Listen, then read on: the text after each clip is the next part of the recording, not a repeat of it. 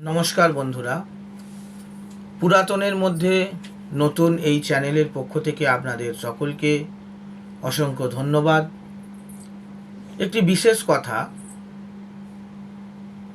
শাস্ত্রে বলছে কি শৈব, কি বৈষ্ণব, কি শাক্ত, কি সৌর, কি গানপত্য, যাই হোক না কেন, যে পথেরই হোক না কেন, সর্বাগ্যে শিবলিঙ্গ পূজা করিতে হইবে। তারপরে শিবলিঙ্গের নিকট প্রার্থনা করিয়া এইবার স্ব স্ব ইষ্ট দেবতা বা অন্য দেবতার পূজা করিতে পারিবেন। ইহার বিশেষ প্রমাণ কোথায়? না, এটার বিশেষ প্রমাণ হল তোরলতন্ত্র বা উৎপত্তি তন্ত্র। এই তন্ত্রে বিশেষভাবে প্রমাণ দেওয়া আছে।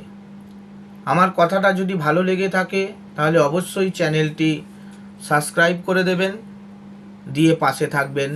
নমস্কার, সবাই ভালো থাকুন, সুস্থ থাকুন।